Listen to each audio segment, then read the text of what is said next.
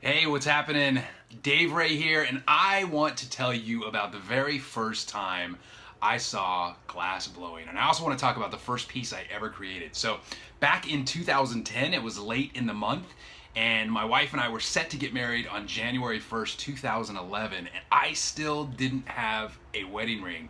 I had tried on at that stage, it feels like hundreds of rings. Gone to all these different jewelry stores. We've spent hours looking online, and I'm not really a jewelry person.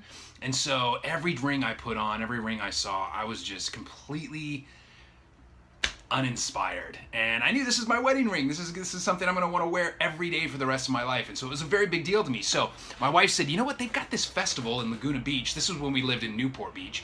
They've got this festival in Laguna, and it's in the summertime, but it's also in the winter. And let's go see if we find something original and creative. And at that point, I was so over the process, and I was also feeling like a ton of stress that it's crunch time, it's coming. And so we went to the Sawdust Winter Festival, and shortly after we walked in, we saw a booth, a young lady named Sarvi, and she had a bunch of different rings, and one of them was almost perfect. I loved the style, I put it on, I loved the way it looked.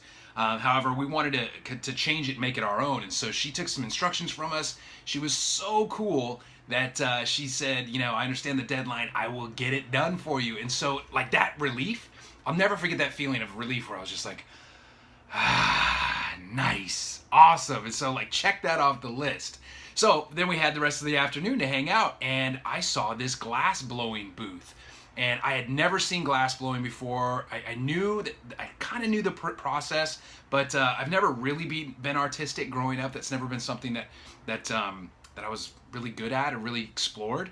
And so when I saw the glass blowing, I was 100% completely mesmerized. And so my wife continued to go around the festival, and I sat there and I watched for hours. I watched a couple different artists create a bunch of different pieces, from vases to just paperweights to these clamshell bowls, and I was hooked. I was so into it that we went back the next weekend, because the festival in the wintertime is only open on the weekend. We went back and I watched again for hours.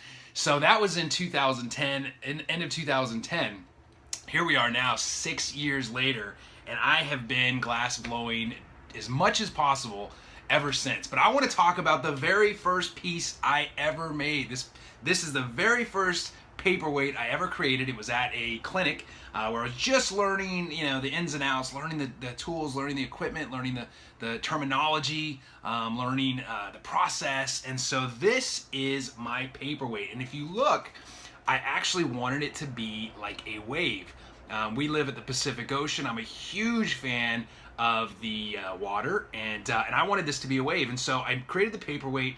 If you look closely, you can see the bubbles in there. That was a technique that was taught to me that day, and the way that I did the coloring is I made the white just on that lip, and then I dipped in clear again to give it the whole shape. And I had such an amazing time, and I look at this thing every single day, and it reminds me that we all start somewhere.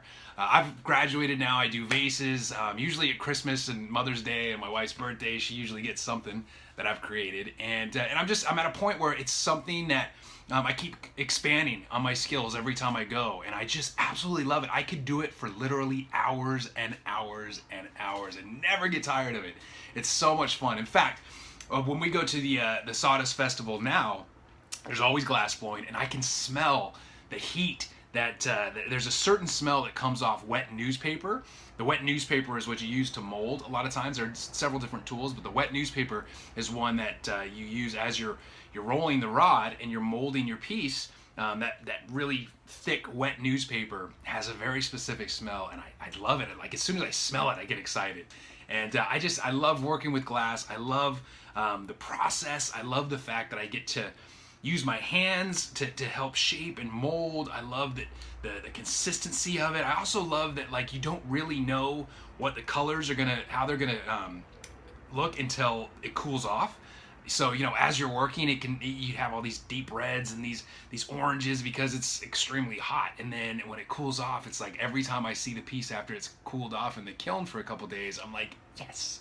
And so I'm just wanted to share with you the first piece I ever made, how I got turned on to glass blowing. And it's a romantic story as well, because I was able to get my ring that very first day. And I'll never forget, if I hadn't found that ring right away, then I don't know if I'd be in the right state. I don't know if I would have been in the right place mentally to be able to just be so open to seeing that glass blowing that day, because like the stress lifted, and all of a sudden it was like, oh, and boom, there was the glass booth. And so I had an amazing time. So I hope you enjoyed this video. My intention was just to share with you a little bit about me, about what I do, and my passion involved in the arts. I am an artist marketing coach. I teach artists how to sell their art on the internet, how to build their websites, how to create leverage.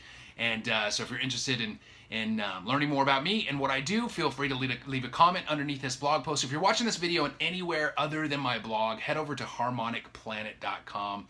That is where my blog lives. And there should be a link. I do a bunch of different things. I'm always offering something for free that will help artists. So if you're an artist and you're looking for some help getting yourself online, getting some sales happening, creating some leverage with the internet, feel free to comment and click the link below the video and see what I've got to offer.